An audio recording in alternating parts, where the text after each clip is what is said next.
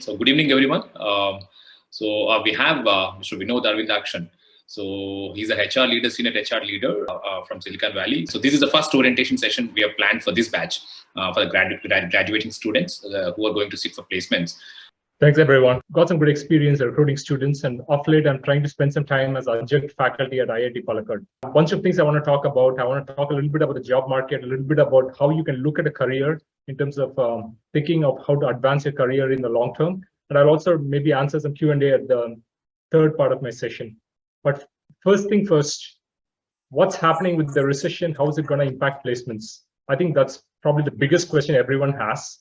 Now, I have only good news to share. So typically, no company would ever touch campus placements, even in the times of a recession. And the reason why I'm saying this is because campus recruiting acts as a feeder for all the future leadership roles within a company. And also, these positions are basically meant to fill entry-level roles within every company. So if you're looking at the hierarchy within a company, it's like a pyramidal structure. The people right at the bottom get paid the lowest. The people at the top get paid the highest, typically the CEO. So you guys are coming in at like the bottommost levels in a company. And typically when a company goes through a recession, the first thing they try to cut is cost. So at the bottom, it's a more a numbers game, right? You are talented folks coming in early on in your career. The company is investing in you for growth for the future. So no company would typically touch campus recruitments during times of a recession. They may end up cutting the jobs of, say, directors, VPs, CEOs, and so on, but they will never touch the talent who are just beginning their careers. Of course, there could be some exceptions of companies saying that, hey, I've frozen recruiting. We are not doing campus recruiting. Be very wary of these companies. If some companies telling you that they're touching campus recruiting during a recession, it means their financial condition is extremely, extremely bad, and you don't want to be joining those companies. So again, from a tech perspective of having worked in multiple tech companies, all the big tech companies are not touching campus recruiting. I think it's pretty much proceeding as usual. There will be exceptions, but I would ask you to steer away from those companies because it means that the condition is very, very bad.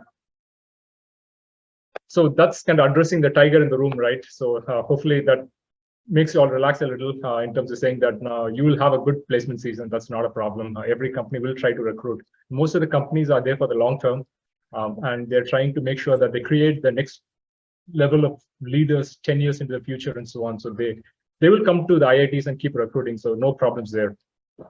So next, moving on, some of the points I wanted to cover in today's conversation is a little bit about how do you look at the placement process and what the expectations from recruiters are.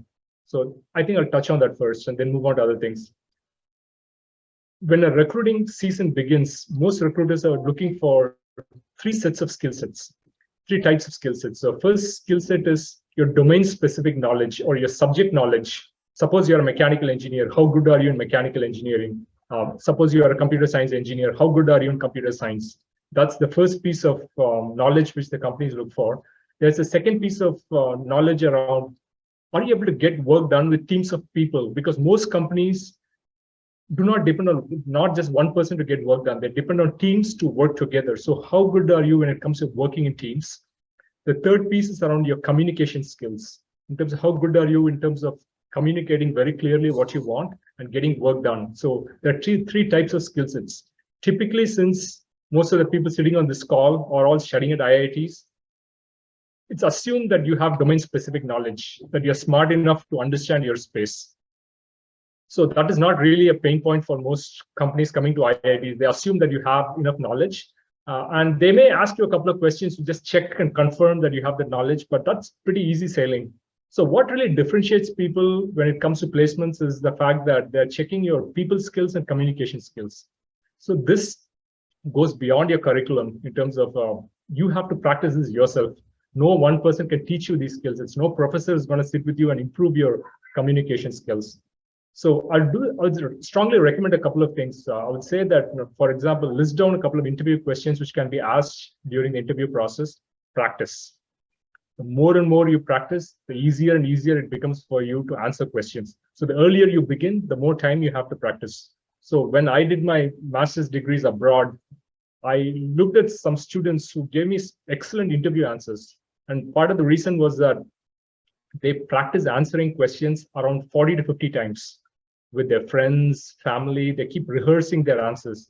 And the more you talk, the more fluent you are with respect to answers. So practicing for interviews is very important. And I'm letting you know outright, because the earlier you begin, the better. Likewise, keep practicing as much as possible in English in terms of using keywords. There are key verbs in English which are very impactful in terms of the message it conveys. Try to use high impact words when you communicate. So that's the other piece. Also, when it comes to the interview process, now moving on to the other piece of what I wanted to talk about.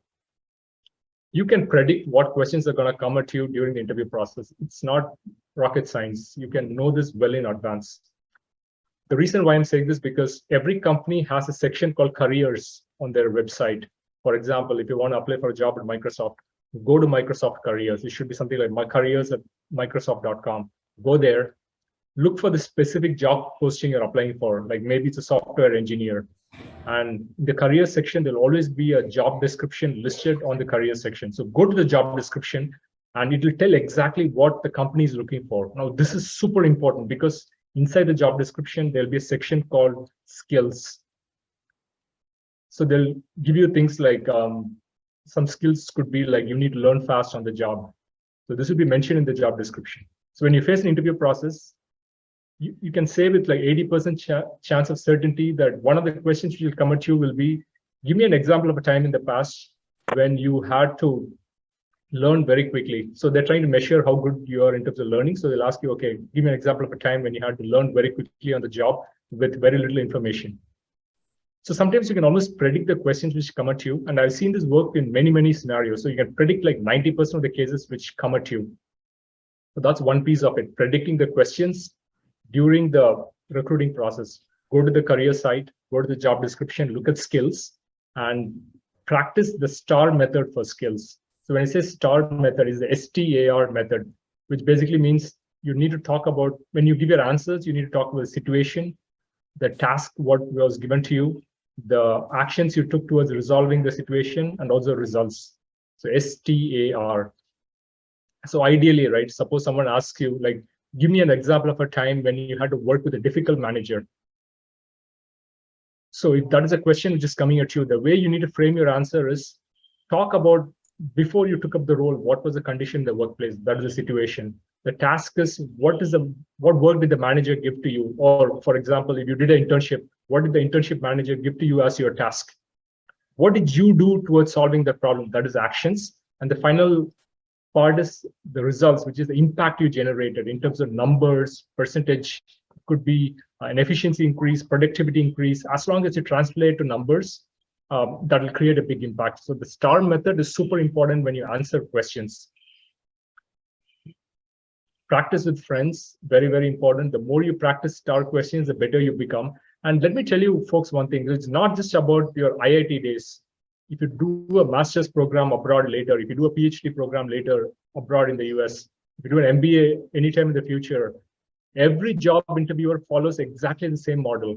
They're going to ask you questions based on the skills in the job description, and you need to give them STAR answers. So the earlier you begin to practice, the better you will be. So that's like a tip, which I don't think many people share openly. So that's probably the biggest takeaway from this session. Okay. Let me move on. Let me try to talk a little bit about other things from a recruiter's perspective. I think when you're looking for jobs, keep an open mind when you look for jobs. There are always pros and cons when you choose any company in terms of the campus recruiting process. Okay, if you focus only on compensation, you will make a fool out of yourself, seriously. Do not look at these numbers. Always look at careers and not a job. When I say career, I'm saying look at yourself maybe 5 years down the line, 10 years down the line, and ask yourself, where do I want to be? What do I want to do? Even if your starting pay is very low, it's okay. In the long run, everybody gets paid very well. So it doesn't matter. For example, when I began my career, I began working at Procter & Gamble as a manufacturing engineer. That's the role which is given to me.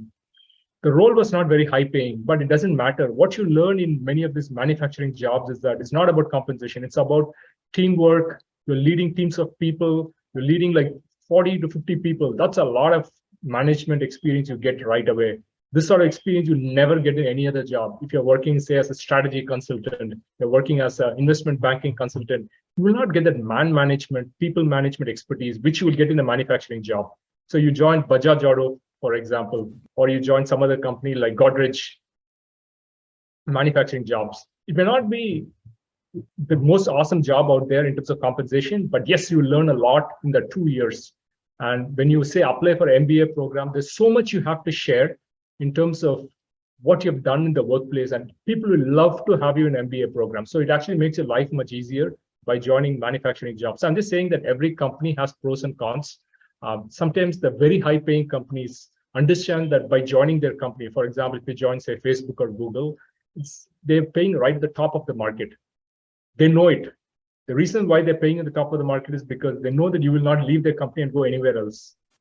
So even if you end up in a company like say Facebook, you don't have much of a choice. You're not, even if you feel that you're not being treated properly in the workplace, the manager doesn't care about you, you cannot really leave your job. You're going to be stuck there because nobody else will pay as much as these companies. So every company has also got a compensation philosophy. Some companies pay right at the top of the market, which is like the 90th, 95th percentile, like the FANG companies, some of them. There are a lot of tech companies which pay between the 50th and the 70th percentile of the market. A lot of other tech companies like IBM and all that, they kind of pay between the 50th and the 70th percentile. And then there are companies which are a bit below the 50th percentile, which are probably some of the companies which are very traditional companies, maybe very Indian companies, they kind of pay the lower end. But there is learnings from every experience. That is basically what I wanted to say. And the more you learn early on in your career, the more it's going to help you in terms of getting very good skill sets and making you a more polished person. So if you ask me, should you choose an investment banking job at the beginning of your career after graduation, or should you choose a manufacturing or a chemical engineering job?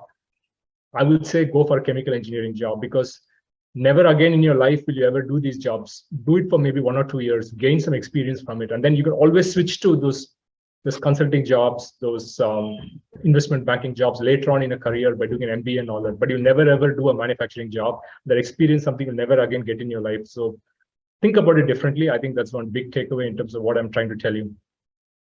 Also, a lot of companies will typically fool you with CTC numbers in terms of saying that there's a cost to company. I think people need to be very careful. Do some research yourself. Try to understand that what the CTC versus what you get in hand, there's a lot of difference. So typically what you get in hand is around 30% of what the CTC number is. So that's kind of going to be a rough way for you to think at how to evaluate an offer. Whatever is CTC, calculate 30 to 35% of it. That's going to be a take home at the end of the day after tax and a lot of other deductions. Also, a lot of the computer and tech companies are beginning to add stock as part of the CTC numbers, which I think is extremely unfair. From a US perspective, they wouldn't do the same crap, but they seem to be doing it in India. That is, if they're going to give you, say, $100,000 of stock over 4 years, it means that every year you get $25,000 of stock. So if you're looking at yearly compensation, they should only add $25,000 of stock to your yearly base number. Unfortunately, what's happening is that a lot of companies trying to attract students, they club that entire 4 years of stock, club it along with CTC and present it to students. And again, students probably sometimes don't understand what CTC numbers are. So do educate yourself as you evaluate companies and look at compensation numbers. Sorry, did anyone have a question? Okay, I'll take questions at the end, right? So let me go quickly through what I wanted to talk about, and then I'll handle the questions later. Companies, the third piece is that companies don't want you. They want your skills. So they're paying not for example, if there's a person out here, say Pushpak out here, companies are not looking for Pushpak. They want what Pushpak brings to the table. So if Pushpak is bringing to the table what everybody else has, Pushpak is going to be paid lesser. But if Pushpak brings to the table something which nobody else has, he's going to be paid more. So it's a demand-supply problem in the market. So when there's a lot of demand, very little supply, yes, the compensation will be much more. If there is less demand, a lot of supply, compensation is going to be less. So I would encourage many of you folks, especially those who are in some of the core domains, to also pick up a little bit of skills in data analytics and so on, because I think that computer skills are kind of taking over the world, which means that companies don't want traditional mechanical engineers anymore. They're looking towards people who can also look at data, analyze data, do complex calculations, run programs. That's part of your day-to-day work. So keep learning coding, maybe practice a little bit of coding, learn something with data structures and so on, like early on. Like learn a little bit of coding that will never ever hurt you, because the world is becoming more computer focused day by day. So a couple of those skill sets will never ever make you feel out of place in the market. When I talk about scarce skill sets, the skill sets which are difficult to find, they're typically the most sought after skill sets, which is automation skill sets, AI, ML skill sets, very hot in the market.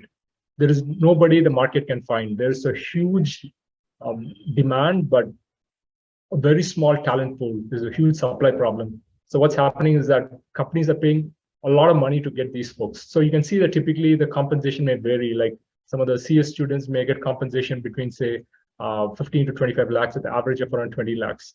But some of the core branches may probably get compensation between 7 to 12 lakhs with average of maybe 9 to 10 lakhs. The reason for the difference is because there are a lot more civil mechanical engineers in the market, but less computer science engineers, especially those who are good in, say, AI, ML, and some of the cloud computing and all those tech spaces. So the more you can practice and gain additional skill sets, you'll also be valued a lot more in the marketplace. So that's something which even some of the core mechanical engineers can think about. Try to learn more of computational skills. This will always help you in your career. Data analytics is beginning to be a big part of the placement process. A lot of companies, including hardcore companies like the oil companies like Shell and Chevron, I heard that they're coming to IITs and trying to recruit people with more data analytics backgrounds. So try to develop some of the skills, and the more you practice, the better chance you would stand.